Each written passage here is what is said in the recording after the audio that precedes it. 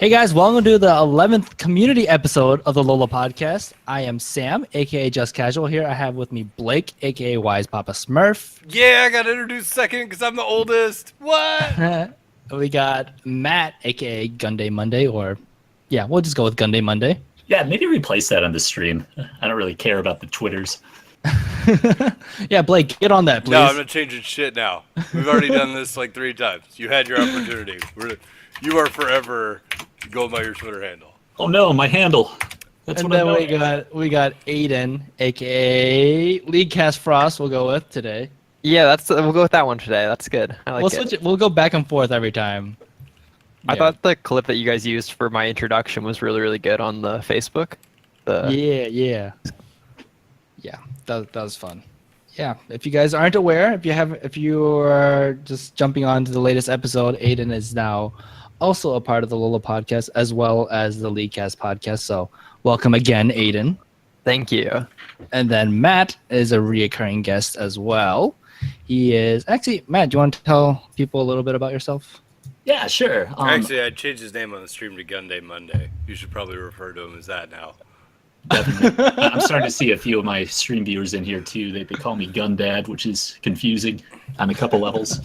But yeah, so I am GundayMonday. I've been playing League since about season 2. I've been like a diamond player for a couple of years in a row. I'm one of the top coaches on leaguecoaching.gg. I've gotten a bunch of students from like bronze to diamond. I've gotten a few people scholarships, which is weird. Whoa. And have been coaching for almost 2 decades. Not all League. League hasn't been around, mostly basketball, but have been recently getting into coaching esports. And am also building an automated coaching tool starting with League of Legends called Try Harder that we're just about to release. So it's kind of interesting that we're talking about all this at once. So trying to like make all that happen at once. Day job, I'm a big data science engineering kind of guy too. So really like math, really like numbers, really like solving problems and helping people get to where they want to be. Cool. All right. I have a follow-up for you in just a second. But before that, if you guys heard from the beginning of the podcast, it is a community episode. That means we are live on Twitch and in our Discord channel. And usually what happens is that you can come onto the Discord channel, join us in the podcasting room, and either throughout the episode or at the end of the episode, we love to bring people on to just ask their questions and just talk to us, and you guys can actually hear your voice on the podcast when it gets released. So that can be fun too. Also, join the text channel, Podcasting Room, because that's the one we're watching during the show. So if you want to type to us to let you know you want to ask a question or something, Podcasting Room is the winner. All right. Yes. Thanks for that reminder, because I was looking at the wrong one. So with that, my follow-up question to you, actually, Matt. Yeah, what's up? So you coached basketball. So do you find a lot of similarities between basketball and League of Legends? Yes and no. I mean, they're obviously 2 different games, but Sure. yes, in the sense that you need to focus on the fundamentals before you go crazy and do a bunch of like really nitty gritty, super intricate stuff. Like one of the metaphors I use when talking to my students, they come to me like, hey, I want to do this really complicated thing. I want to learn this input buffering, Kha'Zix double jump mechanic so I can carry all my games. And I look and like they don't have the right items, or they have tier 1 runes, or they just don't understand how to push the buttons on their keyboard, period, let alone with all the weird input buffering stuff. So like basketball, like if someone's like, I want to do this behind the back, between the legs, crossover, but they don't know how to dribble with their left hand, you got to teach them how to dribble first, before you do the other stuff and then build on top of that. So League, similar to basketball, there's a bunch of base level fundamentals that you need to focus on and build people up. And once they have that strong foundation, then you focus on the nitty gritty stuff because that's what's left afterwards, right? I found that I played a lot of basketball when I was younger, and then didn't get tall enough to keep playing basketball. So there was that. But I found that being able to do a left-handed layup really translates well to my League game. In the sense that? Yeah, I want to know. In the sense that actually I used that like 3 weeks ago as an analogy to somebody when we were talking about like lane and CS and shit, and I was talking about what side of the lane you need to be on. See, you thought I didn't have anything here. You thought you were setting me up. I totally had something here. Anyway. No, this actually makes a lot of sense. I think I see where he's going with this. whenever I was talking about lane trade, I was like, hey man, you got to be like next to your vision on the right side of the lane, so that way you're less gankable when the left side comes out. I was like, it's just like in basketball. Whenever you go to do a layup, if you go to do a right-handed layup on the left side of the basket, your ass is going to get rejected. But if you're on the right side of the basket and use your right hand, that's the right hand. Perfect. Good job. Yeah, you're going to make that layup. Or you're going to get fouled, and you're going to put in 2 from the free throw line. But that's going to be all right, too. So, there you go. Well done, Basketball Blake. analogy. But no, really, I was just being a smartass to start with, but I totally had that in my pocket. Super prepared. Very prepared for the podcast tonight. Ready to go. All right. So actually, I have a second question for you. How about coaching basketball versus coaching league? It's different. I've never coached anybody in person for League. It's all been online like this, right? But at the same time, technology is great. Like I'm looking at 3 people having a conversation being streamed to like, I don't know, maybe ones, if not tens, if not hundreds of people on the Lola podcast. Don't have it up, right? If not fives of people. 5s of people. We'll take it, man. But hey, like I used to be in bands, and like you would play gigs that had like thousands of people. You would play gigs that had ones of people. And one thing I learned there, like in live music and talking to people, is you rock for all who come. If there is one dude that is there that came to see you, you are there for him. If he's gonna sell have the that best guy show a you can fucking give him. T-shirt. That's what you do. Oh yeah, and then he Yeah. will buy a T-shirt. By the right? way, and that's better than having no gas money. To talk to you about this, I coached some kids in soccer, right? Little kids, and various age groups from like very, very young, where it's like, hey, stop piling on top of each other, to like a much broader, like I'm 10 and I'm actually kind of halfway understanding what soccer is, right? And I had this kid who really wanted to do that rainbow kick flip where you kick the ball over your back and it lands in front of you, right? Sure. That's what he wanted to know how to do. And I was like, I could teach you how to do that, but even if you're really good at it, you're never going to use this in a game, except maybe like one time in a season. Would you ever do that, right? Which reminded me of your like, I want to do the sweet input buffering double jump Kazakhs, right? Then he tried to do it in a game, and he hit himself in the nuts with the ball and fell over. Sounds about right. So don't be that guy. Don't be the guy Like, that tries to do the sweet rainbow kick flip and then nuts himself in front of his family. Yep. Because that's embarrassing, and that was definitely on video, by the way. His Oh, parents that's showed me great. the video. Oh, so that's like a million hit YouTube thing. Oh yeah, somewhere. it should be. If they didn't upload it to YouTube, I'd be surprised. But he totally blasted himself in the nuts, and he just goes ah, and he falls. Oh god, it's great. So don't be Totally that worth kid. it. Like work on your fundamentals, get better at the things that matter, and then you can work on like flavor later. Yeah, for sure. Cool. So going back to that question, Sam had asked coaching league versus basketball. So it's different because it's virtual for the most part. Like I can't see that, okay, you're right here. I can see that you're listening to me versus not listening to me like I can in basketball. I just kind of have to feel it out. But at the same time, it's kind of cool because every single piece of data is recorded somewhere, and I can get a video of every single thing you do. Like one thing I'll ask my students to do, like a lot of coaches that I think are worse coaches will ask for VODs to review, and they'll just take whatever the recording is that the league client gives you because it's easy. I force my students to actually record things from their perspective. I had one guy, good guy, he's been my student for a year now, and he was stuck in bronze, couldn't get out. And I watched his game, I'm like, what? You're doing all the things fine. It looks fine. But let me see a video from your perspective, talking endless amounts of shit to his team. Like the one thing I changed was like, just don't talk. And he was like silver in a month. Like, so like there's a bunch of stuff you have to do where you get the video from their perspective, and that lets you see like their mouse movements, what they're typing, are they clicking to level up abilities? How are their combos going? Things like that, right? So League is amazing compared to basketball because you have this really rich data and you can look at things from all these different angles and you can rewind and fast forward. Whereas like basketball or soccer, right? If you didn't get that video of the kid, hitting himself in the nuts, like you're just out of luck, right? It's immortalized forever, which is fantastic from a coaching perspective because I can just go back in time and watch whatever I want. Yeah. And I will say this, like we've done a lot of coaching around here, and it's difficult to try to get people to get their stuff into me. And people, now that League has that replay system, it makes it much easier. Are you using that to watch spectator games? Is that how you're doing it? I force my my students to record their own games from their own perspective using like OBS or I think plays.tv Yeah, is what I recommend plays.tv if they don't want to works, like yeah. mess with that because it's free and easy. Maybe we should just make that a thing.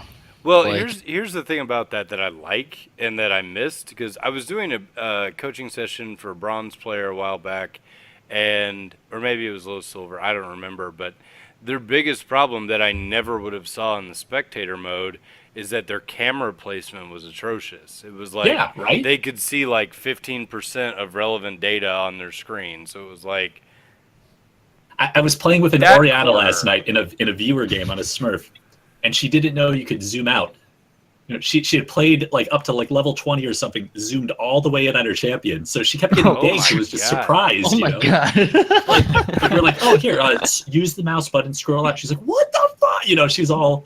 oh, that would be like mind blowing Yeah. and That was like the awful. first time I realized that you could press Janna Q twice, and you didn't have to wait for the Oh, full you have to charge wait for up. the full charge. Sure. I did that for. I think I didn't learn that until after level 30, and I thought like, how are people so good with Janna? I'm like, this is so hard to hit her tornadoes.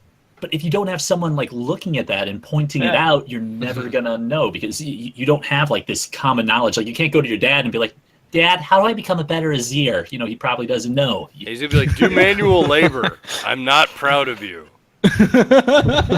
Old character. But yeah, you need that. Like I saw on Reddit the other day, like it was like some techie subreddit, but there was this one guy, he worked in like his school's computer lab, and some girl was like, hey, can you help me like with my essay typing? I'm like really bad at it. And he's like, okay, why? It just takes forever. I don't like it. And he like looked at one of her essays and he's like, wow, this looks a little weird. Let's go. Oh, God. my god, I know And this. he highlighted the text, and instead of using the space bar, she had been just typing a letter and turning it white font. And she just didn't know that spacebar was a thing. Now, I'm not saying that's like every person, but she went through college typing things that way for like years before she learned that spacebar was a thing. That's so painful. I've coached over, I want to say 1,000 people now, and we laugh at this. It's painful, but everybody has that spacebar moment. Oh yeah. And, you know, you just need to help point it out and overcome that. I mean, sometimes it's something like, hey, you're not last hitting these things that give you gold and lane. You should do that more. And sometimes that's all people need to like climb. You know, they've practiced Well, the mechanics let and stuff. me ask you something, because I've had some difficulty with this. Is like, whenever you go to coach somebody, I always tell people, they always ask me, do you want a bad game or do you want a really good game? And I said, it doesn't matter to me what game you pick. It can be bad or it can be good. But I would tell you that send me a game that's on the I did better than I normally do, but not like my best game ever, right? And the reason I say that is because if you send me your best game ever and I still point out problems, you're going to be offended because that was your best game ever. Ooh. But if you send me your shittiest game, you're going to tell me the entire time, oh, I know I fucked up this, I know I fucked up that, and then it diminishes the value of the coaching. But if you send me an average game, then I'm going to get a little bit of, well, I know I fucked up. But so as I say, just send me like above average. Is that something that you do, or are you going to start doing it now that I've mentioned it? Or What I've been doing, and it's been working pretty well for about 2 years, is send me a game where you don't know why you won or why you lost. Oh, that's brilliant. Ooh, that's really good. That's a good idea. I've had the best results of that. Because, like you said, if I give you one, like, hey, give me this game where you were 20-0. Why do you think you win? Wow, you sure killed that guy. You know, like, Yeah, that's you not sure helping, killed that right? guy 20 times. Pat, pat, And if pat. you get shit stomped, usually it's pretty obvious, you know, why you lost. Like, oh, your screen was gray half the game. Well, you see all that blood pouring out of your die so ass? much? That's what happened. That's how you died. Right there. Yeah, don't get hit by that giant laser, you know, or that bomb. You stop dot. Yeah, and you can work on that. Like you can work backwards and be like, okay, here's why you died. But in a game like League that's so snowbally, like, okay, cool. The snowball happened. Here's the initial mistake where it all started rolling downhill and went horribly wrong, and then from there, there's nothing you can do. Mm-hmm. You know, that's less exciting than like the game that's back and forth and like it's right on that razor's edge, and either team can win because there's more mistakes, more things to look at, more opportunities to learn. Yep. Yep. Yeah. Cool. That's a really All good right. idea. I'm going to start doing that now. That's, Yeah, that's no, it's really good. Feel free. Yeah, we should maybe actually require them to do a recorded VOD Just do plays.tv. It's just Yeah, so I much think easier. plays.tv works better. Just like the more I think about it, like easy. the watching and the spectator is great, except you have all the spectator glitches, which are kind of a pain in the ass. Like I'm a jungler, so I hate that in spectator mode you can see when the camps get taken in the fog of war. Like, oh, that, but like one of my favorite things I like doing, like from their perspective, is I just pause the game. I'm like, okay, where's the enemy jungler? Are you about to be ganked? Yeah.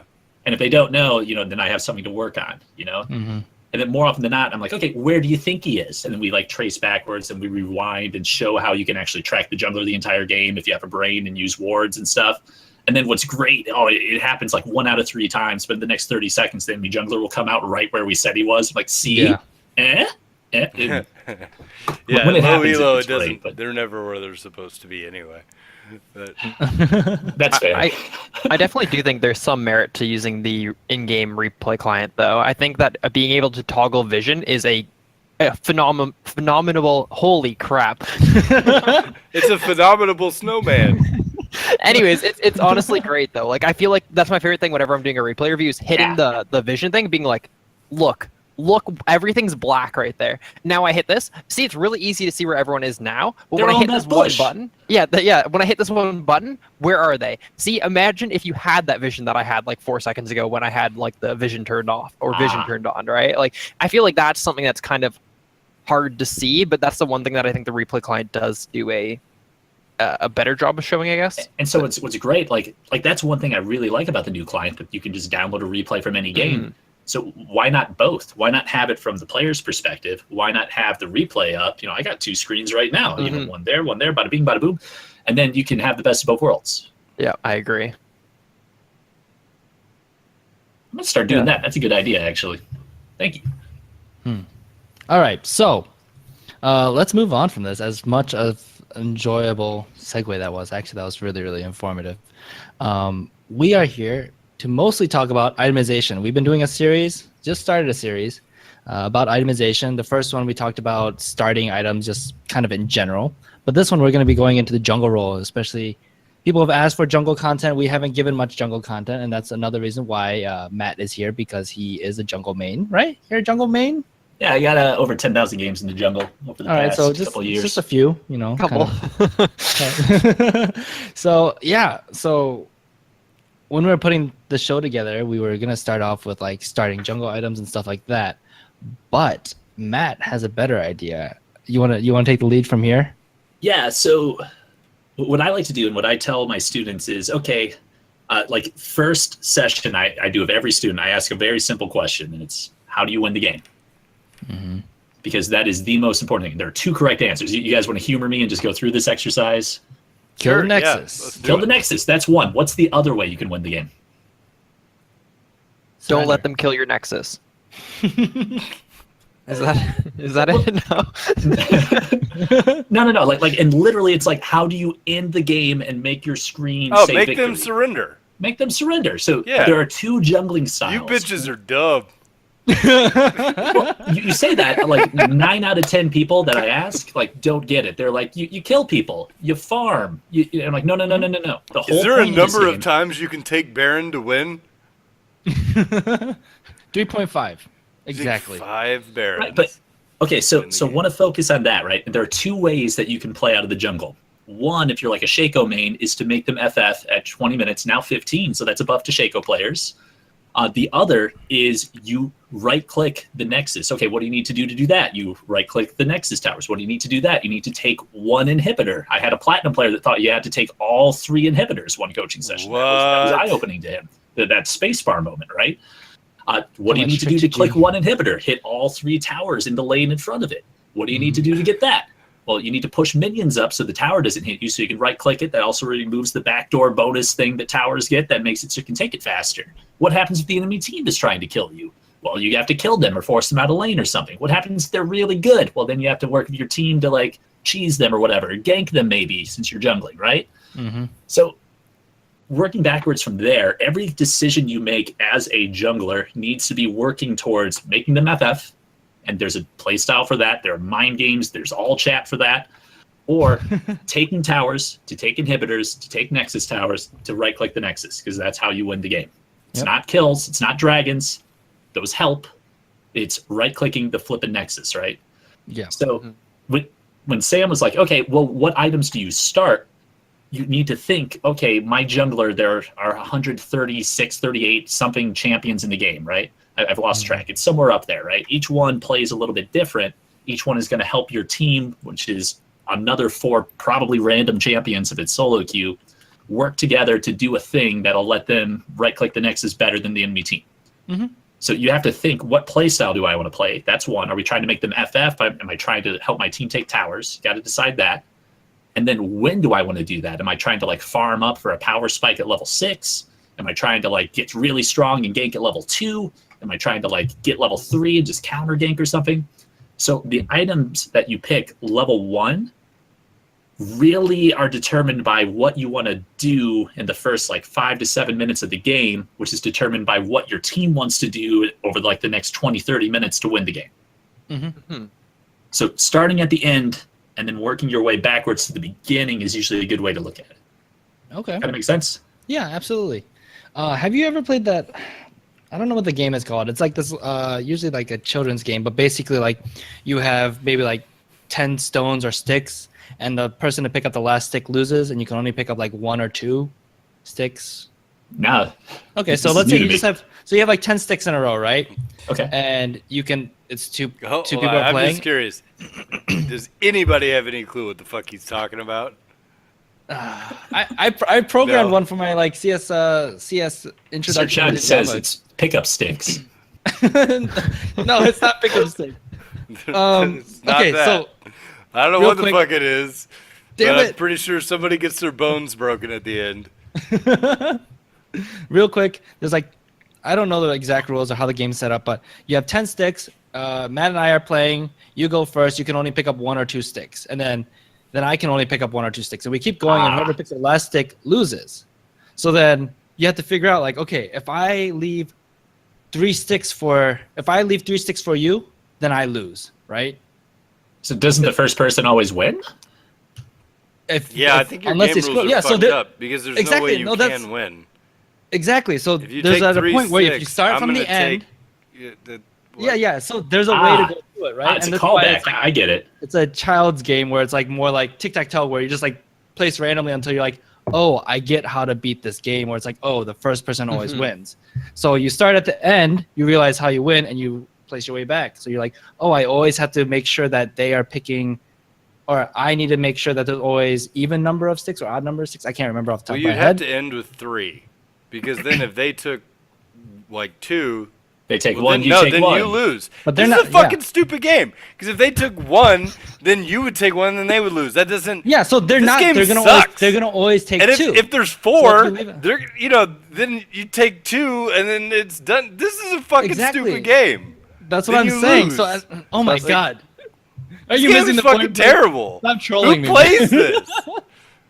There's So another. I like very- what Sam's saying, because if you actually Yeah. break League down, it's just like that stick game. The problem is people don't see it that way because there's so much Yeah, complicated nobody sees that way bullshit you because gotta learn nobody along the plays way. this fucking ridiculous stick game, nor has anyone heard of it. It's the worst League- analogy of all time. League is basically a stick game, except the sticks can multiply. They can walk away. They attack you. Yeah, sure, they have clones of themselves Yeah, that if are the- sometimes real, if sometimes the not. sticks were They people, laugh at you. the sticks take objectives, and if what the fuck are you talking about? This is no. This. All right, Matt, please continue. You make sense. You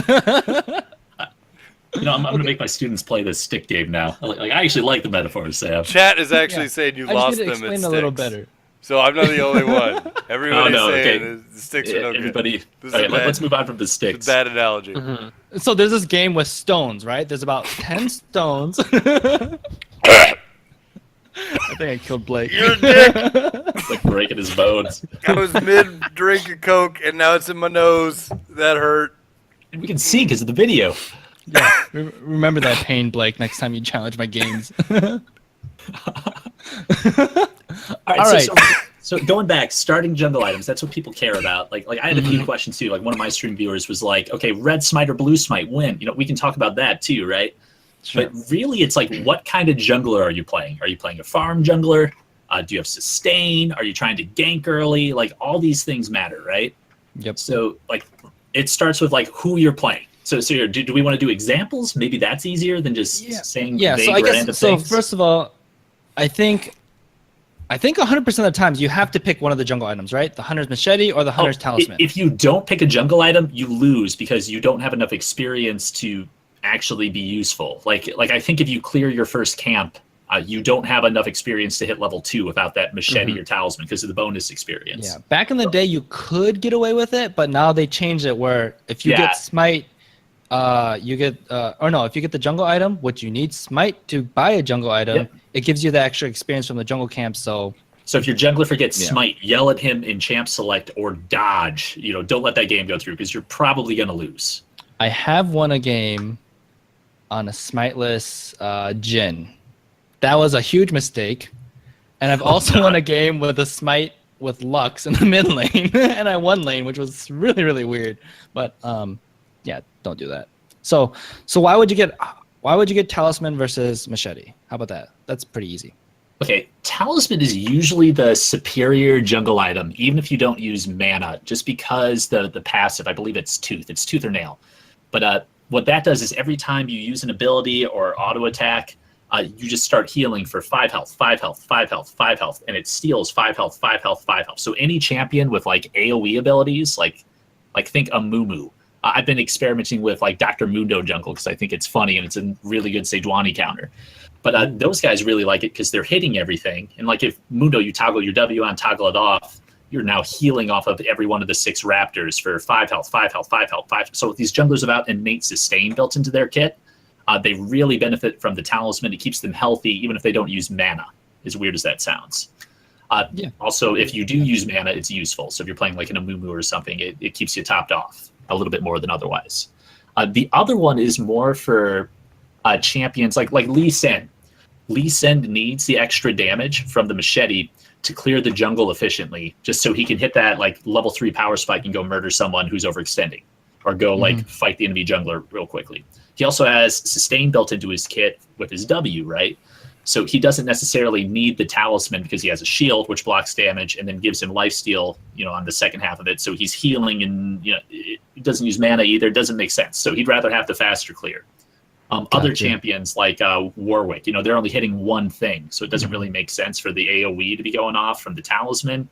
So, and he's probably starting like blue, Gromp, red, or something like that anyway. So his mana should be topped off anyway. So maybe like 80% of the time you're taking talisman because it speeds up your clear, keeps you healthier, and then if you're a mana champion, you will have more mana. But there are those weird junglers like Lee Sin, like Warwick, where the single target damage speeds up your clear to the point where you want that because it'll help you do the thing a little bit better, which is usually ganking. Basically, if you're an auto attacker with no AoE or very little AoE or you don't want to use your AoE, you can. If you can't use it, might as well make the thing you can do better, right? Okay, so the next question I have is: some people, instead of finishing it's not finishing the jungle item, but getting that first they don't rush it, tier of the item, they just sit on talisman and then build like ruby crystal. Oh, Piggy. Yeah, he woke up.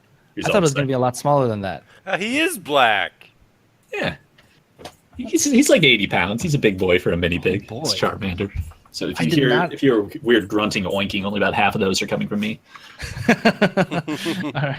So yeah, why would you not finish that jungle item and just build a ruby crystal or something else? So let me ask you. Let's say half your jungle item, right? The thing that builds out the machete, the talisman, gives your smite extra bonuses. How much combat stats do you get? Like things that actually help you win a fight by like finishing that. So I'll tell you this, without looking at the numbers, what I think, my assumption going into that is that it's more efficient getting that jungle item because whenever you combine items, it gets something nice. So sure. That is my answer to you. That did not answer my question, though. So it is more efficient, but it's more efficient at a different thing. So, like, let's say you're playing Lee Sin, and you want to be the best Lee Sin you can. When is Lee Sin the strongest? Late game, mid game, early game? What do you think? Early game. Early game. Okay. Why is he strong early game? He does a lot of damage, really mobile, ganks really well. Ganks really well, sure. And you can't kill him if he's playing well. Like he's going to murder you if he's playing well. Really, really good. Mm-hmm. So what would be better, 2 long swords or completing your jungle item, like getting blue smite? What do you think and why? Like, argue with me. So, I mean, just from this, I'm guessing the longsword because I actually don't know off the top of my head what stats you get for finishing off that first jungle item. Well, think about it this way. Let's say you got blue smite or challenging smite, the red smite, right? Most of those stats there are for farming your jungle. Okay. So if you get talisman, you get mana regen in your jungle. You get like your tooth or nail passive. I think it's tooth. I'm trying to remember off the top of my head. That heals from jungle minions, but does nothing against champions. You get bonus experience for jungle minions, does nothing against champions. Okay, you get the machete. It gives you lifesteal against jungle monsters. Gives you that on-hit damage against jungle monsters. Okay, you upgrade that. You get chilling smite. You're level 5 or whatever. It does 30 damage and slows. Okay, you're playing Lee Sin, the most mobile champion of the game. Like, if that gets you a kill, good job.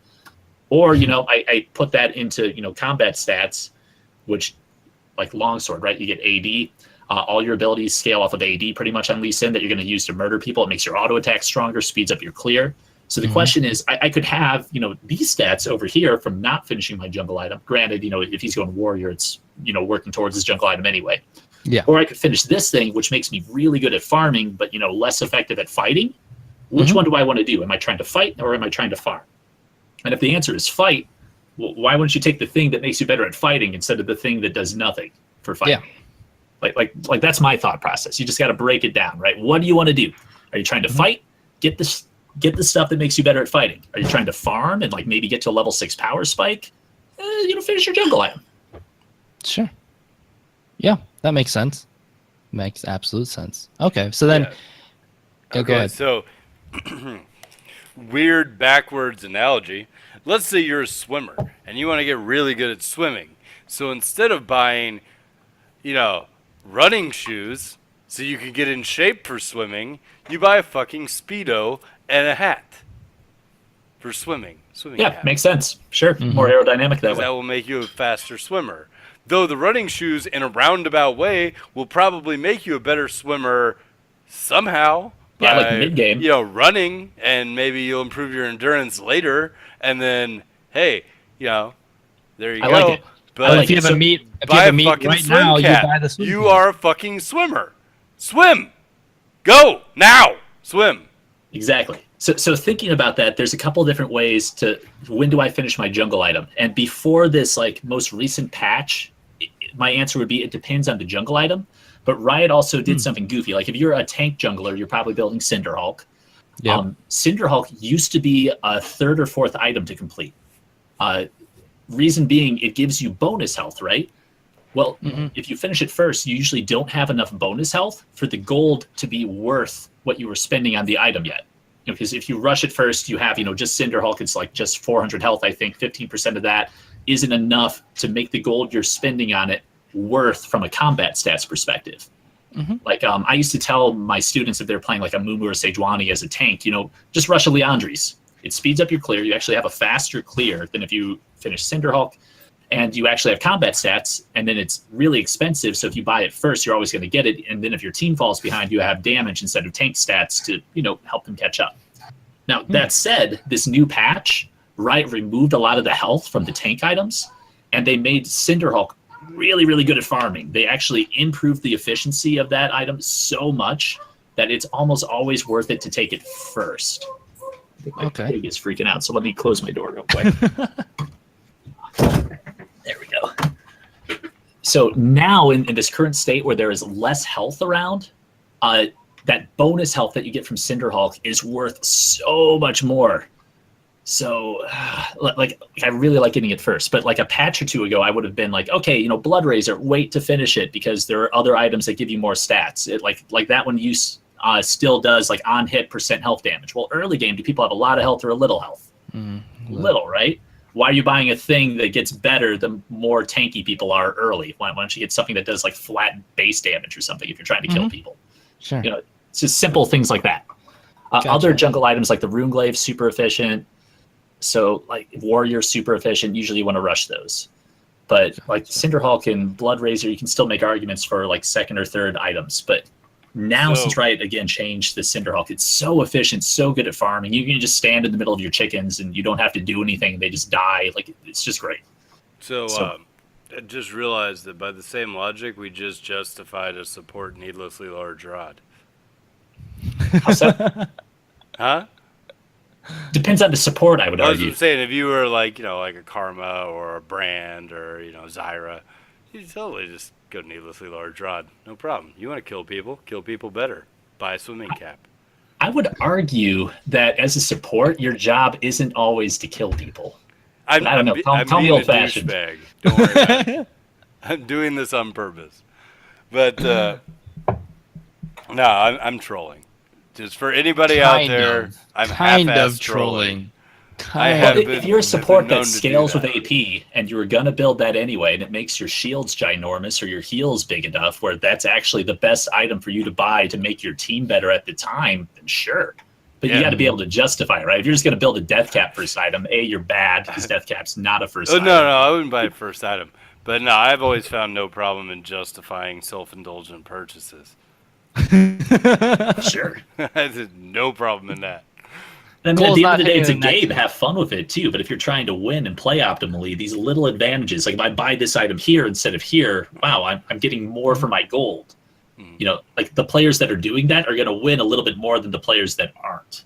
So if you are trying to climb these little, like I think League just had a video about it. All these little things add up. It was some pro player it was the NALCS video. Yeah. They're like melting keyboards and shit like that, and like what was coming through that keyboard? Looks like cheese, molten cheese. I thought it was peanut butter or something. Yeah, I don't know. It was fucking weird, whatever it was. But I didn't. I was like, guarantee you that is not in my keyboard right now.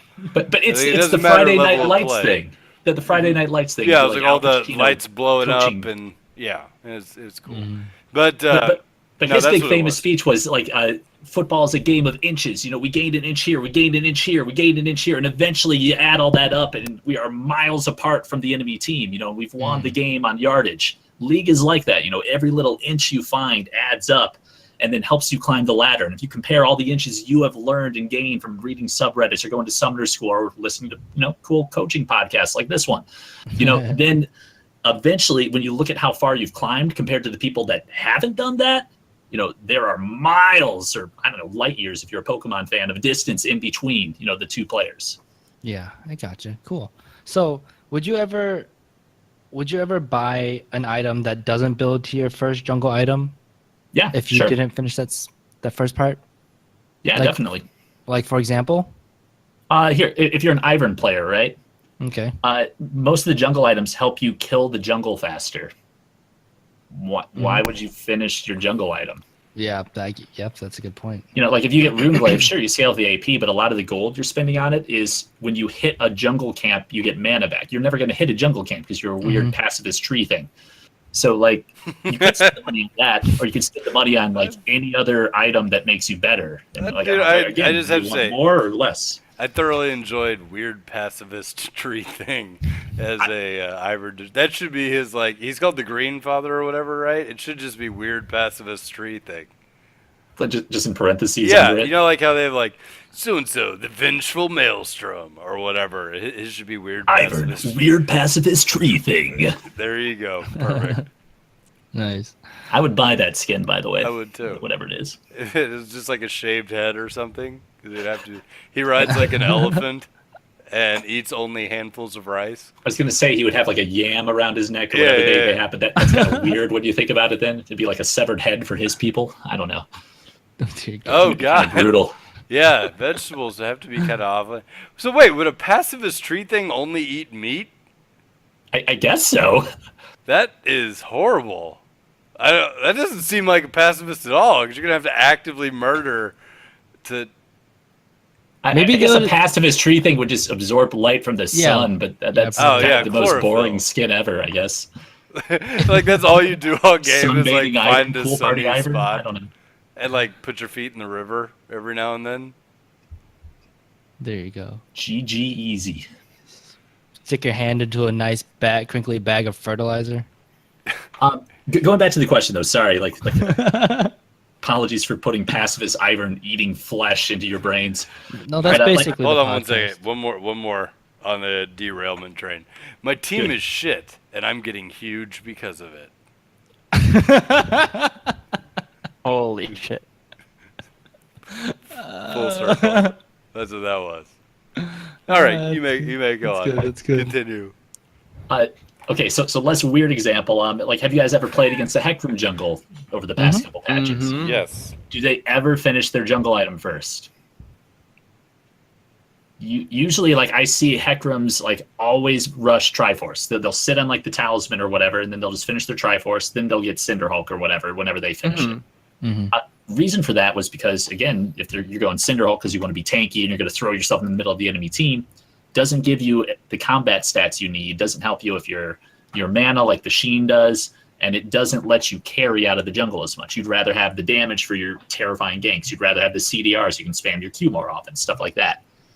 So because you get the same bonus experience from your little baby machete or talisman as you do from the completed jungle item, really you just need one of those jungling.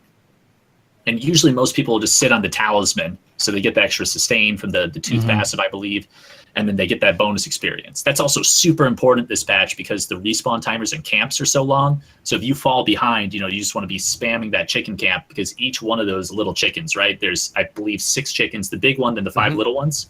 For every level you are under the camp, you get an extra 30 bonus experience from each little chicken. So if like that camp is level 10 and you're level 7, you get 30 experience times 3 because you're 3 levels down. So you can get right back into game.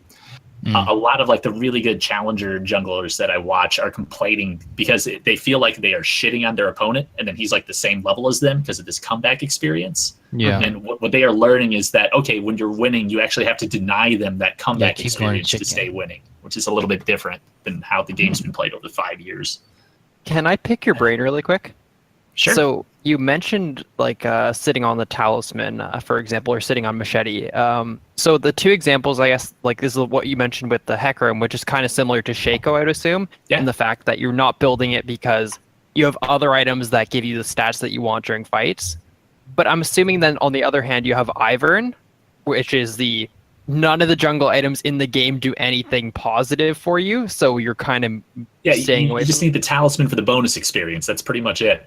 Okay, that's what I thought. Yeah, that makes sense. Because it's literally like the closest jungle item I'd build on Ivern would be Cinderhulk, right? But still, then it's not even, or Runic Echoes maybe. I don't know. It's He awful. likes Runic Echoes for the movement speed. Movement speed is Ivern's Yeah. clear. Again, weird pacifist tree thing, and he likes the AP. It makes all of his stuff weird, but he's wasting a lot of the stats. What a lot of people will do is they'll wait until they're usually on Ivern you're out leveling the enemy jungler already anyway.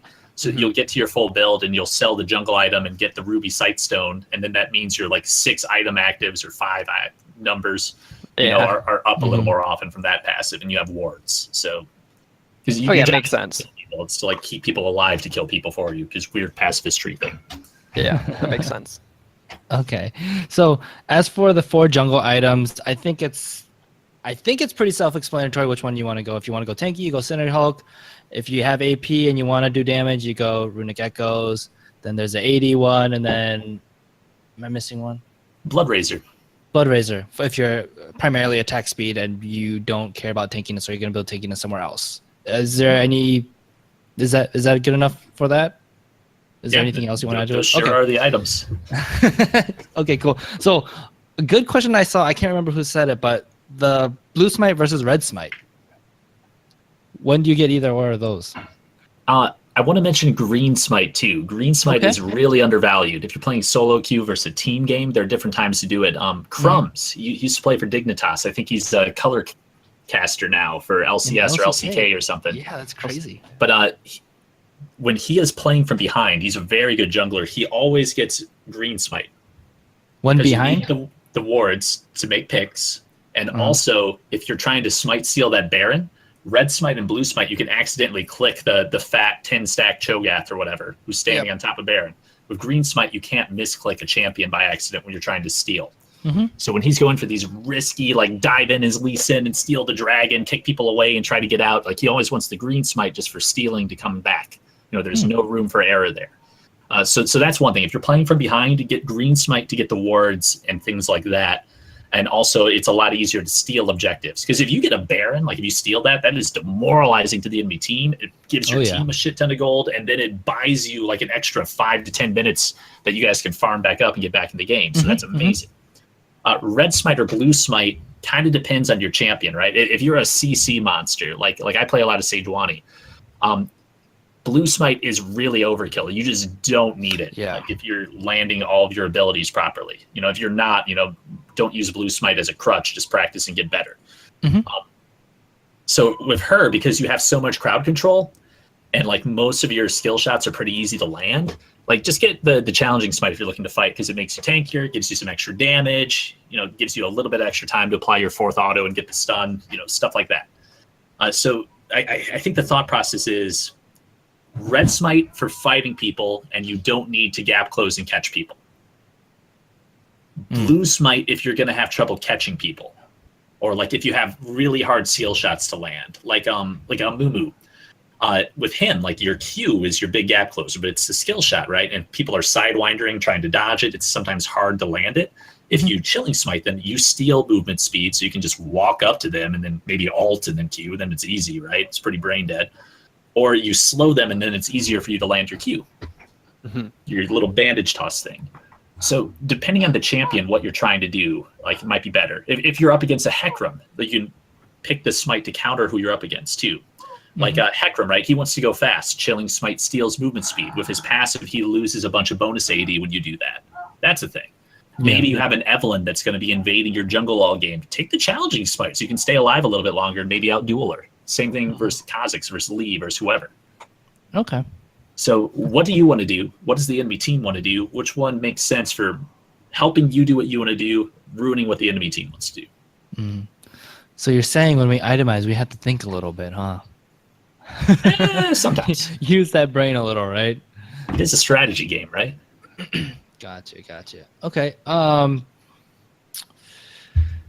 there when it comes to itemization outside of your jungle item, are there items that do you think there's all the items are okay to build, or are there some that just like, for example, Trinity Force is really expensive, so you would think like as a jungler, Trinity Force would be tough to get. However, especially in a solo queue game, Trinity Force junglers are kind of popular.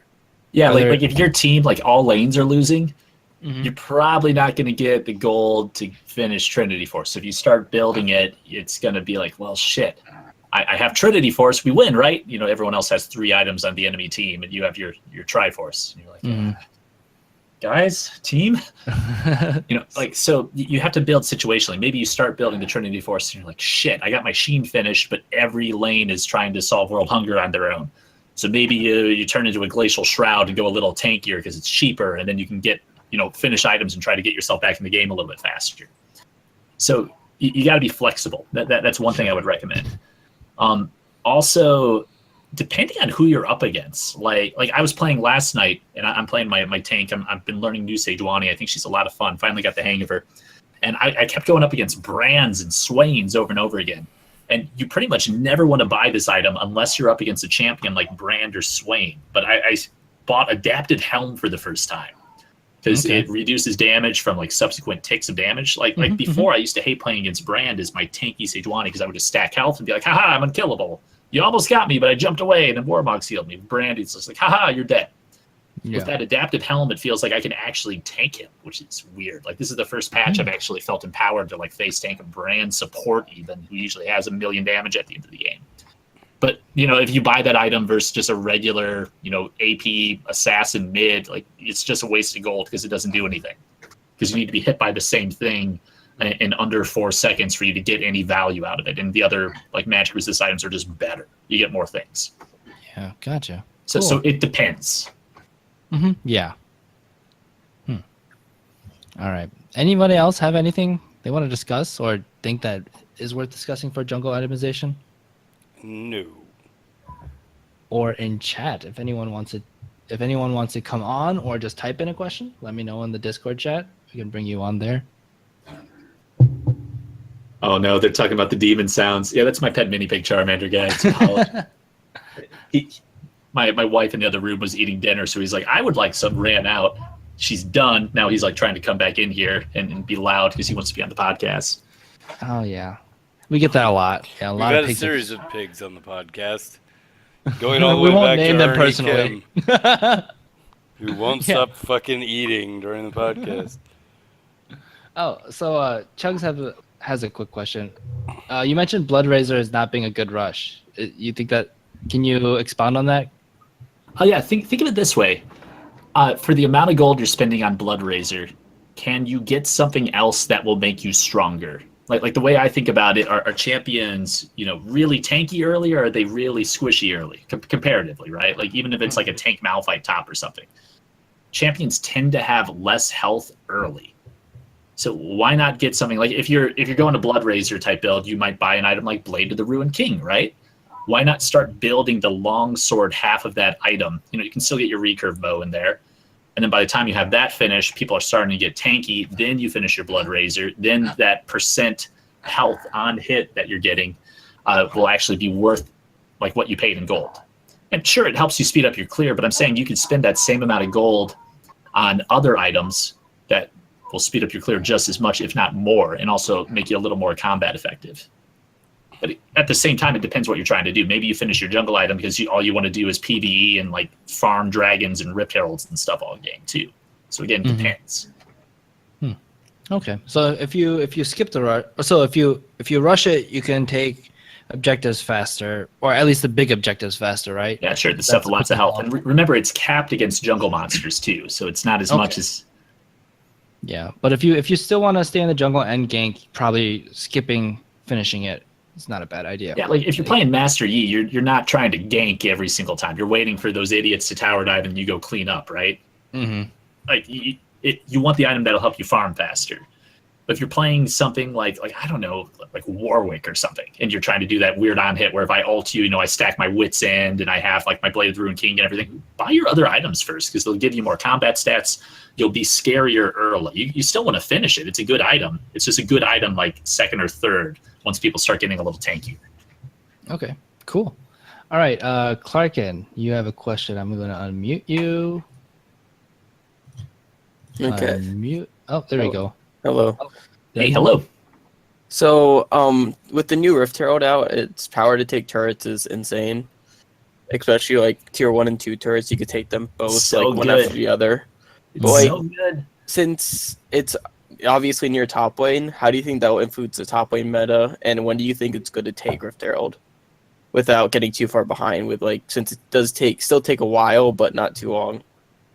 So today I saw a thing like League of Graphs or whatever put it out there that the team that takes the Rift Herald wins the game 70% of the time. Now, that's kind of a loaded metric because it takes a minute to take the Rift Herald. So if you have the control of the map to take it, you're probably already ahead. But to your point, the fact that it's just a free tower, if not 2 towers, if not you win the team fight and then use it 3 towers and an inhibitor, if not the game, that's really flippin' powerful. So first thought is you want to get it because it's going to win you the game. Second thought, you don't want the enemy team to get it. So maybe enemy jungler just did a beautiful gank bot and you were like derping around farming your Krug's top or something. You're like, well, shit, I can't get there. I can't teleport. I'm not playing Pantheon or whatever. Well, Rift Herald's up. So they're doing that Infernal Dragon. You trade Infernal for Rift Herald, even if it's like 10 minutes. Any jungler right now can solo the Rift Herald if you dodge its abilities. You just got to make sure when the eye opens on its back, you like move around and bop it in the eye. But if you do that, you can take it. It takes like 20, 30 seconds depending on the jungler to kill it, but you want to kill that. So you want to take it. Ideally, you want to take it as close to Baron spawning as possible because the later in the game it is, the stronger Rift Herald is. And the damage it does to towers, which stay the same HP-wise, scales with the Rift Herald's health. So if you take it like right at 1930 before Baron spawns, it's going to be as strong as possible. So ideally, you want to set it up to take it like right at that like 19-minute mark and then use it over the next 4 minutes for some kind of power play after you win a team fight because it'll just take like 3 towers and an inhibitor if you like peel for it. Gotcha. How's that sound, Clarkin? That's good. And I'm also wondering, how do you think it'll influence top lane meta? Because since obviously fighters take it faster, and also have more lane control. Do you think tanks are gonna be shoved out because of that? Clarkin, are you Are you talking talking in solo queue, Yeah. LCS, pro play, Well, team like play? in solo queue, well, both, right? Mainly just solo queue though. Yeah, just solo queue. In solo queue, I think the Rift Herald right now is the most important jungle objective. Like except for like in Infernal, like in not in Infernal, in Elder Dragon where you have like 5 dragons, or like a Baron when all the towers are still up, something like that. Like in the first 20 minutes, that's probably the most important objective you can take. People don't think that.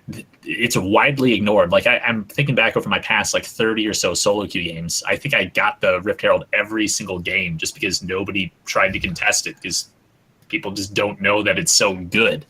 So This is what happens when pro play is like patches behind. yeah, like if you watch pro play, like that Rift Herald's gonna be taken. You know, it's gonna be highly contested. Like the poor Cloud Dragon bot is gonna be ignored all game. You know, And LCK, I don't think it was taken in almost any of the games. yeah, and I'm curious why, because LCK, they have people being paid, like 50K a year salaries to analyze the game and figure this shit out. So yeah, but also I'm wondering if there's something deeper, like maybe LCK, they have better map control, so it's riskier to take, because you do like kind of take damage and it takes time. But also it was I was wondering, because since fighters have better laning than tanks usually, and you have to have lane control to take Rift Herald, because if you don't, you're probably just gonna die taking it. Do you think that fighters would be more meta? Just in general. Well, it depends, right? Like Depends on who your jungler is too. Yeah, because if I go and kill the top laner who's a fighter with my tank who CC'd him perfectly, then my tank goes and tanks Rift Herald for me, and the top laner is looking at his gray screen. It doesn't matter how meta he is, if he's dead. So it's a team game, right? It kind of depends how you play with your team. I don't think it matters one way or the other, but I do think maybe tanks are more important because they won't die. They'll be more durable. They can just stay in lane forever. They might not win lane, but they won't lose it, and they'll just stalemate that top lane so that they're always there to threaten that scary engage if someone tries to take the Rift Herald. I could see it arguing it that way, or I could see it arguing your way, where you're like, okay, you're a fighter, you're more dominant in lane. Maybe you just kill the tank over and over because you're a superior laner. You're playing Darius or something, and this Malphite keeps trying to farm. That's cute. Murder him, and then you get Rift Herald for free. So I think it depends on the matchup specifically. But or even like I play a lot of Tahm Kench top, right, which is a tank bruiser. I guess kind of you play the lane very slow, right? So whenever in my solo queue games, at least, I always find that I don't like new Rift Herald because the enemies take it, and despite my lane being so slow, like towers are usually not taking top when I'm playing like very often. Like they're never the first turrets. So whenever I'm seeing it taken, I'm like, oh, they always take it, then they like 4-man top with Rift Herald, then I lose my tower because I'm like, oh, this sucks because I'm a tank. That being said, maybe as a tank, I should be having my jungler play more topside so we can get this Rift Herald. And despite, like, I usually don't take the first tower. If I get my jungler to take this Rift Herald, we can get first tower. You can look at it either way, right? It sucks because I play the lane slow and they can abuse it by taking Rift Herald. But then again, we could also do the exact same thing and take my slow lane and make it an aggressive lane, right? It depends on how you play the map, right? Like, yeah, what I've been telling my top lane students is if you want to make an impact, like usually like the complaint I see on the subreddits is whoever 4-man dives bot first is the team that wins, and then whatever bot lane gets fed first wins. If you're a top lane main, you pray for that to happen. It's like, oh, the jungler's bot, the mid lane's bot, cool. You can all in the top laner, and then guess what's all alone, just sitting there, which you can solo if you're any top laner right now, the Rift Herald, right? Yeah. And if you're playing Tahm Kench, which is amazing, what you can do is just wait for your idiot teammates on one side of the map to pick a fight. And normally you would ult in and try to save them and eat them or whatever. No, you have Rift Herald. Ult to the other side of the map, take 3 towers. Just do that. Yeah, so it's great. You can use your ult to sneak into the back of the pit, drop a pink ward too, and if you hit it, like it charges in the direction that it was hit too. So normally people won't even check it, let alone try to contest it if they don't even know where you're there. They just know you're missing, and maybe bot lane plays safe because they're worried you're going to gank them if you're global or something. It feels like it hasn't been experimented with enough, and I think we'll see that when more pro play experiments with it, I guess. But yeah, I think I posted on, like, Sam had a video up for the Lola podcast, and like when the Rift Herald was coming out, I posted a link from my stream actually where we took the Rift Herald, we ended up taking 3 towers and an inhibitor. If you have that 4-minute window, right? So if you win a team fight during that, even if you just kill like the 2 carries or something, and then the Rift Herald comes out, like what are they gonna do against that? You know, it's tanking tower for you. So if you dive the enemy team, right? They have to choose, do I like kill this giant one-eyed weird crab monster that's taking my base, or do I deal with the 4 to 5 people that are trying to murder my face? Usually they just back off, and then you get so much gold for it. So there are all these ways. And even if, you know, like, darn, the enemy team sure played well, and they stalled out the Rift, you still probably get a tower for free from it. Because it just charges in and does half the HP. So it's just stupid good, and people and players in solo queue and fives and pro play need to play around it more. They probably will. My 2 cents. Take it or leave it. That's great. So I'm just gonna try to clarify. I'm just trying to figure out. So what you're saying is try to take it as late as possible, but if you try like take it when you can. Take it when you can, because you don't want the enemy team to take it, right? So situationally. But your goal is to take it as late as possible. Ideally, like perfect world, you take it the second before it despawns, because that is as strong as it's going to be. Okay, and then you don't think top lane would be. You don't think that Rift Herald is going to shape top lane meta? I think it will. I think okay, but yeah. Like if you are playing a top laner that can kill the enemy top laner, great. You now have Rift Herald control. Like the enemy jungler's ignoring you when you're on your island. Fantastic. I'm going to 1v1 this idiot. When he's dead, I'm going to push my wave up, and I'm going to take Rift Herald. And I'm going to take the 2 towers. And if they don't come deal with me top, you know, I'm just going to win the game solo. Like top lane is going to become more important because of this Rift Herald, not less important. So it's going to be less of an island? It should be less of an island, yeah. It should.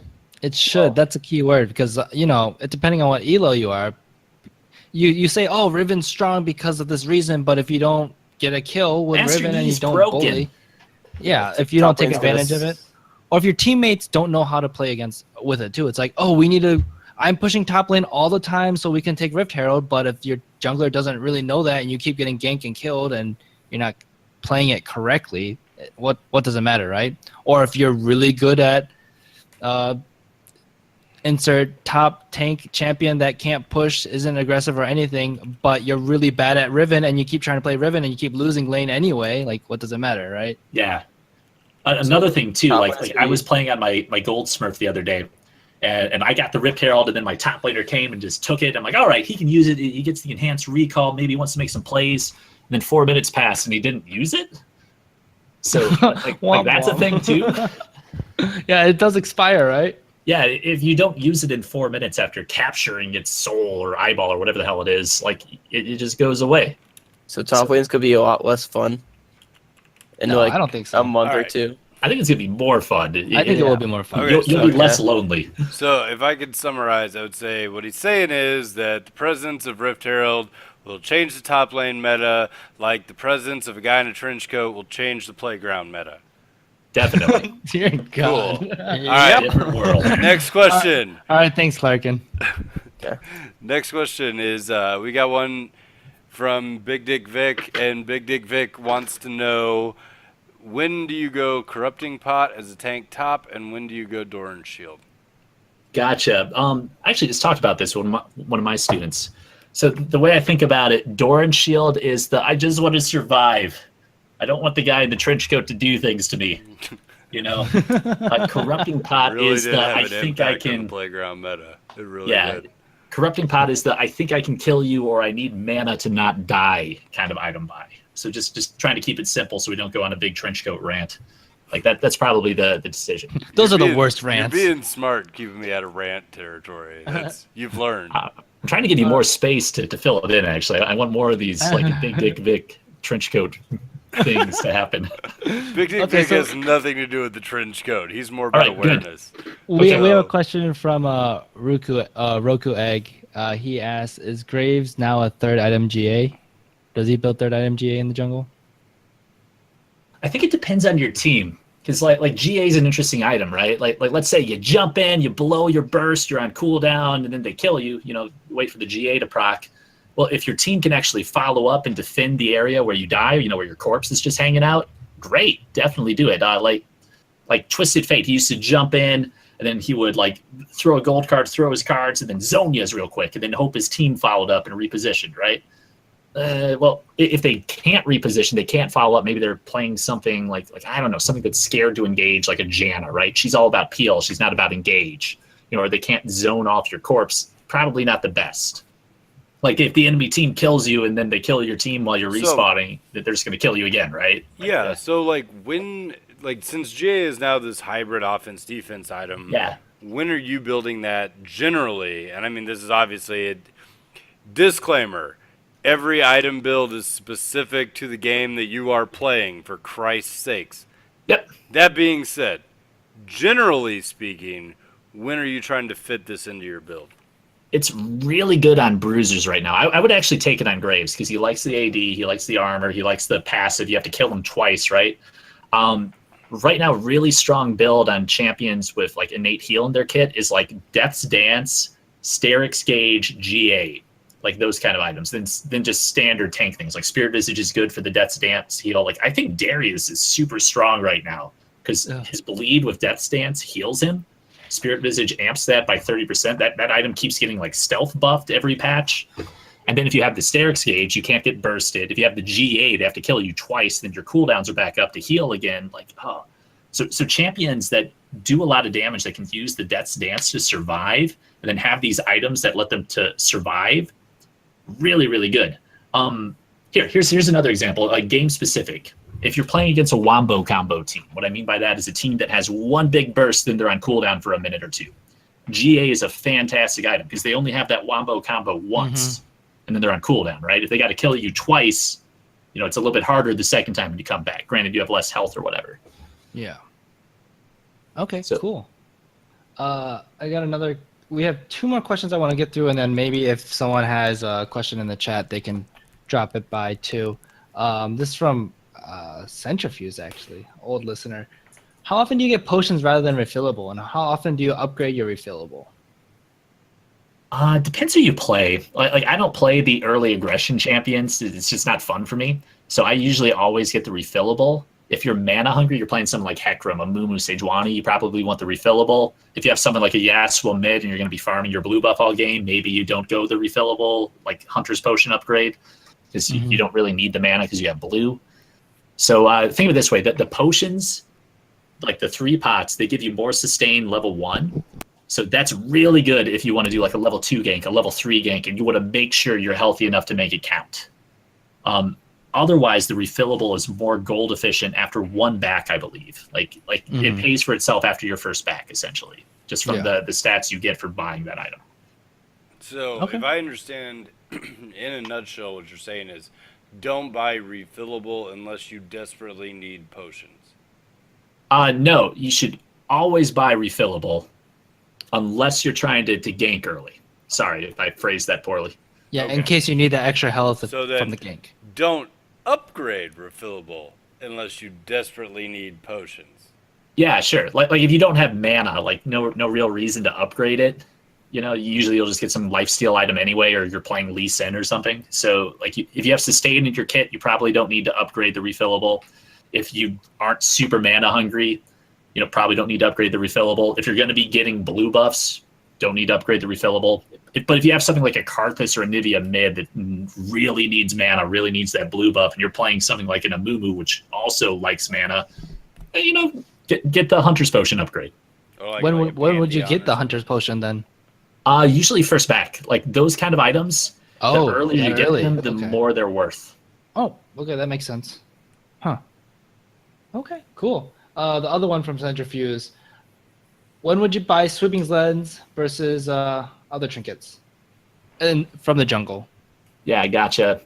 It kind of depends on like if your team is playing correctly too, and it kind of depends on like what level of the game you're at. Like if you're in bronze, like a lot of my bronze students, I'll rewatch their games. So they're like, wow, no one's warding. Great. So if you get the Sweeping Lens and nobody's warding, what's the point, right? Yep. Other thing There's to think definitely about, not any wards here. All right. Right. Other thing to think about: do they have stealth champs? Is it a Twitch? Is it a Kha'Zix? Is it something that will go invisible? And a Kali, in her shroud. the lens is really good for just seeing where those guys are, so your team can just like drop skill shots. You can't see them, right? But you can see like the little like cloaking stealth thingy that's blinking when they're invisible, and that'll like tell you where they are. If there's a Teemo, right, you want it for the shrooms, or a Shaco, you want it for the boxes, something like that. Higher up, usually it's like the jungle and the support that buy it, and that's so you can clear wards around objectives and make sure that the enemy jungler can't see stuff so he can jump in and steal the dragon or the baron or whatever.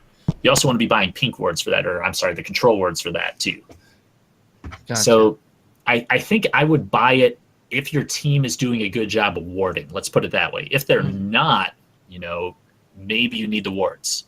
Also depends, like if you're playing Jack's jungle, you want your ward so you can jump to it with your Q. If you're playing Lee Sin, you want it so you can ward jump. So kind of different. If you buy green Smite, maybe you're like, I have wards from that. I don't need wards from my trinket. Get the sweeping thing. Or maybe your team's really not warding, so you have green, the tracker, and yellow trinket. Sure. Yeah, you can do that sometimes too. But remember, if they're not warding, they're probably not looking at your wards too. So you make your wards count. Yeah, good point. So it depends on playstyle, I guess. Would you agree with this statement? This is what I've heard and kind of what I play with. If I'm behind, I always get yellow because once turret goes down, we need every bit of vision we can. If we're ahead, then I can consider getting red because then I could deny more vision. And again, if they're putting down vision, and then that helps me snowball a lead as a jungler. Yeah, I really like that.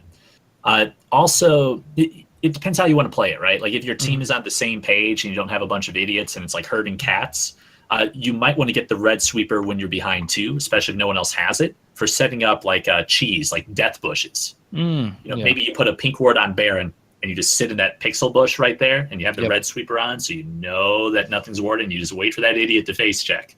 Doesn't matter how fed you are. If you face check that bush, you're going to die usually, right? Yep. Okay, cool. So I agree with you otherwise, though. When you're behind, get the wards because you need vision to make picks. When you're ahead, get the red sweeper to deny vision and like force people to face check and make risky plays. If you're behind and coordinated with a lot of bursts, maybe you use the red sweeper, just pink wards, to set up death bushes and try to come back that way.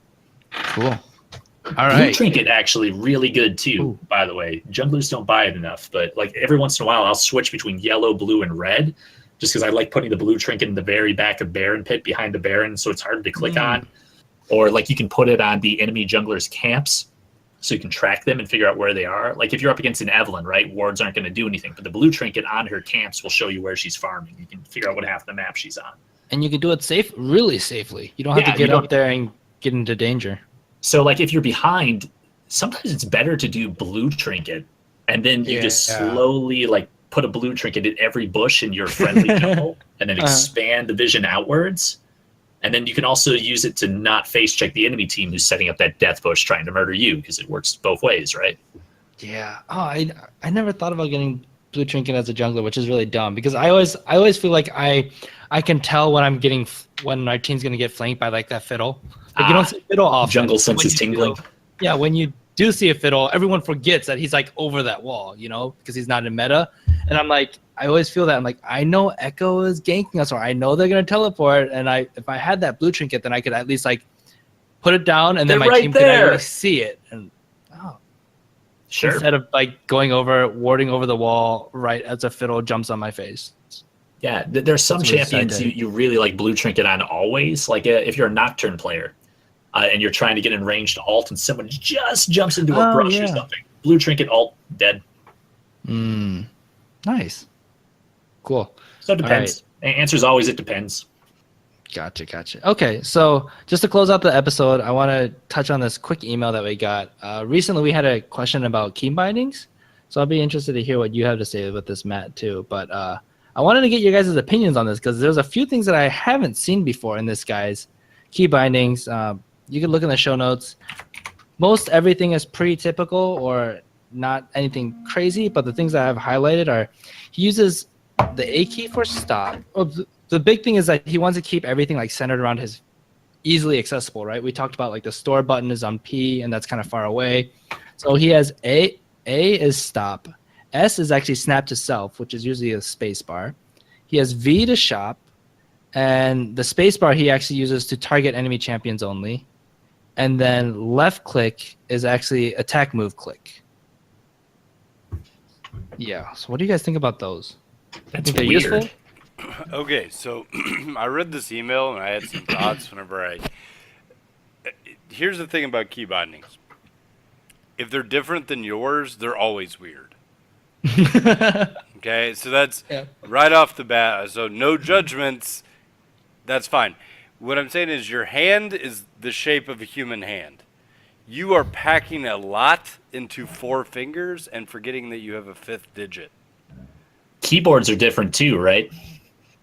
Yeah. So, I mean, it seems like what he's doing is saying, like, I want everything in the immediate area of my 4 fingers. I want everything floating around QWER, 1, 2, 3, 4, F1 through F4, and so on and so forth. So I have my maximum, everything is on my left hand.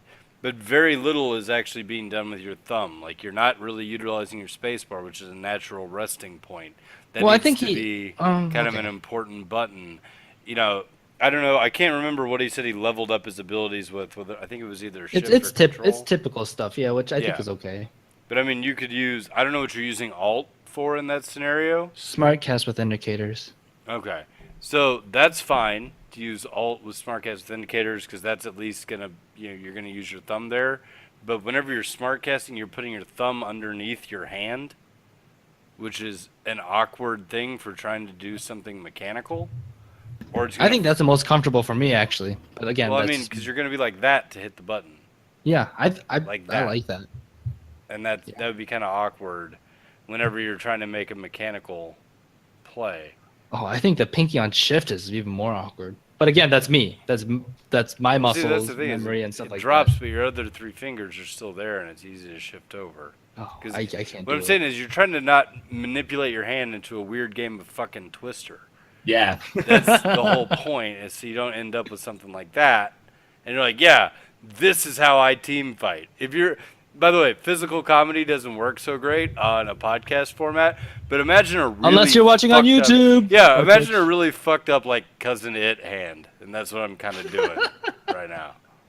So there There you are go. a couple, there's one challenger player who doesn't have a left hand. And that's amazing. I have no idea how he does that. He plays with one hand and uses he has a nub, I guess. I'm not trying to be politically incorrect. No, I know what you're saying. I saw that video where he has that, and he can still articulate. And that's Oh, there it amazing. But he's going to have different key bindings. I have one student who's a vet. Yeah, and, I'd he imagine. caught a bullet for somebody, and 2 of his fingers don't work. So he has different key bindings, so he can play League of Legends. There are different ways to play based on what works for you and your body, and also keyboards are different. I just posted in Discord, someone is playing on the first keyboard. I think If that's you, you got to adapt to it. Yeah. If you're a Ninja Turtle, you're gonna have different key bindings. I do say I really like the V button for your shop, though. No, that's clever. Instead of putting it on P, having it accessible and not obtrusive or Well, not okay, so- out of the way. I will say one thing about that, and that is, if you're going back to the shop, do you really need to open the shop super fast? And by putting it so close to all of your other buttons and mashing all of your important buttons into an area about yay Oh, yeah. big, Do you pull up the shop during that team pull up fight? the shop during a team fight by accident. I think it's worth it because I think mechanically, I think that's a fat finger issue that shouldn't happen as much if your mechanics are okay. And you've always Till been it in a happens situation in where your you last open a promo shop. game. Okay, But hold up. yeah, but no, if you're open up the shop and someone attacks you, you have to move your hand across the keyboard. Why are you opening up the shop when someone can attack you? Yeah, Because it you doesn't coach, matter. You're Coach. careless. Maybe Yeah, it doesn't matter. you didn't have that. You got ganked by a flash zigs. Why don't you jumping just open up the shop very quickly when you're in base, safe and warm, next to that weird owl guy that sells you stuff, Yeah, Hmm. weed. Your trench coat. the trench coat? It's Yes. that guy. He's hanging out at the playgrounds. I like it. So no, Maybe I on mean, C then. You can put on C or X. well, like I said, my thought is, sure, you can say yeah, if you're perfect in League, it doesn't matter. Well, no one is. That's why we exist. Well, I mean, you don't hit the W button instead of E. I No. thought P is like the default open shop. Yes, isn't it is. Yep, P. So it's all Okay, the way well, across first the off, did you keyboard. just say you don't hit the W button instead of E? Because I have absolutely used my ult instead of E'd before. Like, whoops, that was my ult. And I know I'm not the only one here that's done that. So... I mean, commonly happens. I think mechanical misplays are acceptable, but it's as long as you have the general idea. Like if you're always pressing flash instead of V for shop and it's always happening, then yes, you have a problem there. But I think you don't plan to make mistakes. You plan to play effectively. That's your goal. That's your model. And if you can't hit that, you have to compromise somewhere. Yeah. Well, Or you have a here's bad the thing- model. Here's the thing I would say about Keybindings. As long as you feel comfortable playing and you're not mashing your hand into an uncomfortable fucking mold, then you have good Keybindings. If you can do all the things that you need to do, and I would say particularly if you have Keybindings that have like self-cast, because that is important, and then like I smart cast everything without range indicators, so I have one that's set up with range indicators in case I need to. Yeah, it depends who you're Right. playing too, right? Like if you're playing Kale and need to self-cast your ult, usually you have your ult other people on R, your ult yourself on T or something right next to R, right? Yeah. Well, I mean, I just shift is smart That works cast too, self. sure. And so, and then if I'm going to level up, I use alt instead of control because I level up quickly in fights better that way. And I Ditto. found that do the same control thing. is awkward for doing that. So control I use for like, this is my normal cast because I never need to normal cast anything without 100 years of, in advance. So if it's awkward, it doesn't really matter. You know what I mean?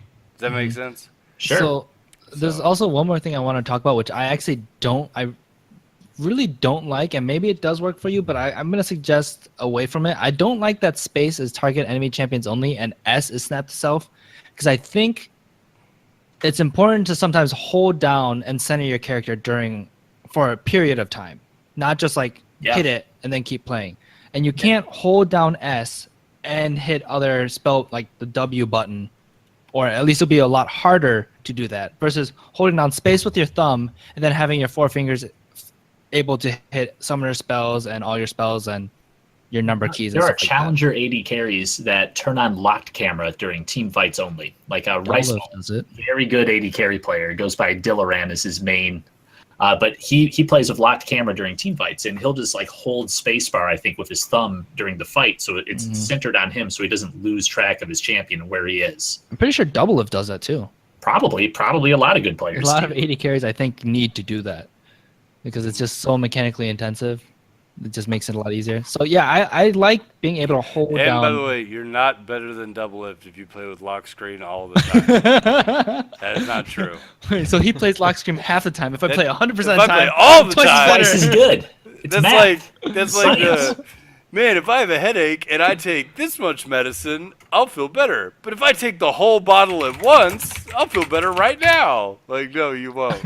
Don't do that. All right. Have you guys heard of the left click as the attack move click before?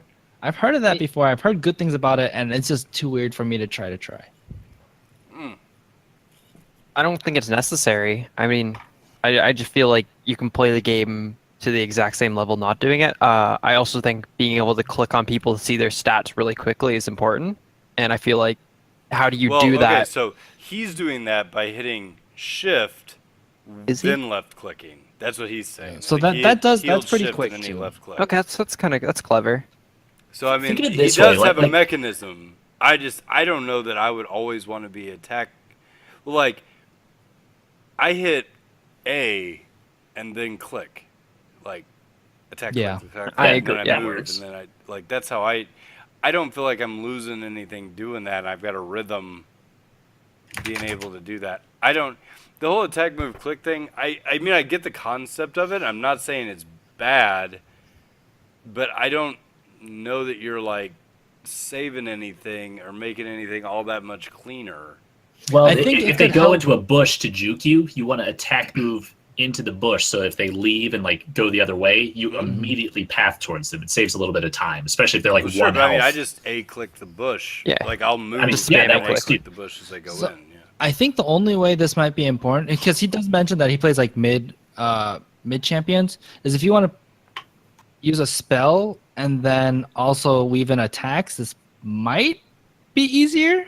It depends who he's playing. If you're playing someone really simple, like you can do this because your hand doesn't have to do gymnastics to make it happen. If you're playing like a Zir or something where you're already like clicking way too many things and pushing way too many buttons and you have to do it really, really fast, you're probably crippling your win rate by like adding extra stuff. It's like putting leg weights on and running a marathon. Like, sure, you can do it. You're going to be really buff by the end of it, but do you want to? Yeah. Yeah. But then No again, one else is doing it. maybe it's some. Maybe Rock Lee it is does doing work. It turned out well for him. No, it didn't. He got his legs broken, as I Yeah, recall. Or was it his but it's arm? okay. There's a lesson there. Leg and arm. It was the same. Yeah, it was one leg and arm. one arm, right? Because he was on that Yeah. one sad little crutch. But I think he got stronger and learned a nice lesson about hard work afterwards. Did he? He learned that lesson before. That's why he had That the was- leg weights on the first. That was like fucking episode place. like 40 or 30 or 50, and he the was golden fine. episodes. He was well in good shape, and like by the next saga or Hey, whatever. Yeah, Hey, but- I want to talk about something in Discord. They're arguing about, do you put flash on F or D? So this is interesting. If you look, there are different win rates across different regions. Do you Yeah, guys I know saw why? that article. Do you guys know why? I don't. I just remember that every Korean region, keyboards have F and D mixed. Well, remember, Korean keyboards are probably a little different, right? I don't think so, actually. I mean the key bindings on the keyboards should be the same. But so think about it this way: is there anything that starts with the letter D that's a common objective in League of Legends? Dragon. Dragon. You'll see a lot of junglers take Smite on D if they speak English, because they're less likely to fail flash. When they're like, Dragon's up soon, they forget to hit enter before they hit D. So there are little things like that. It'll be like a 0.5% chance of it happening or whatever, but over enough games, like you will like blow your flash by accident, feel like a dumbass, and then in the next 3 minutes you'll need it, not have it. And just because you speak English, you're at an advantage if you put, your flash on D versus F. That's like saying like I put my flash on F because when someone tells me to press D to dance, I don't blow my flash. Like, I blow my flash from GG. F-bombs in all chat Yeah, or something, see, right? I fixed it by referring to Dragon as Fraggin. Yeah, good That's one. I just don't. We need to go to Fraggin, guys. What the fuck is this guy? What was I gonna That's say? me. Oh yeah, it was always the good luck, have fun that screwed me over at the beginning of the game. Oh yeah, there you go. Yeah, Yeah, 'cause but now flash is now on you F. can't flash at the first 5 seconds or something like that. I can't remember what it is. They disabled flash. Yeah, I'm 15. constantly using F words in League. So probably should steer clear of Flash on there's that. a lot Yeah, of so, them. so again, personal preference depends on you, depends on your body type, depends on your vocabulary. If you don't know F words, you don't have to worry about it. Frankly, I agree with you. So I'm trying to figure out what Korea types dragon as. I just looked up the Korean translation for dragon, and it's all the characters are all on the right side of the Korean keyboard. Yeah, Like, I every don't game know, I'm like, But I'm I don't know if completely they ignorant. call dragon literally dragon, like just literally translated over. Like in Europe, it's Drake, right? Yeah, it's Drake, but but that it still starts with a D. Yeah. So And I'm sure, and Same most, Well, I mean, yeah. but in America, every game we're like, "Hey, friendly Fandingos, I hope we have a fantastic future together, and I hope you funny fellows, fornicate fantastically on Friday." Every So game here- I type that. Just here, to start the game. I'm going to instead start of doing positive this. I'm note. going to ask questions. Like what Pokemon do you like? Dragonite or Flareon, or something, just to see if I can fish for that flash or something. I don't know. That's like, a good idea. That's a You good need I'm a gonna start Pokemon- doing that. You need Pokemon that have both D and F in both of them. Oh, like So they multiple can- times. So you can like, blow like, Ghost and Flash. oh, there you that's go. so good. What is that? I haven't played those games in a while. I have Pokemon Go, but that's different. And then your entire team blows all their summoners. Yeah, because they answer, right? But, Oh, that's funny. So maybe a double-edged sword. I don't know. Maybe Uh, only for pre-made. All right, all right. Okay, so yeah, I think this episode has gone long enough. It was a good episode. Really enjoyed it. The only announcements I have is don't forget to join our Facebook group. That's where we're getting a lot of the questions from. A lot of conversations happen. There's a Facebook page and a Facebook group.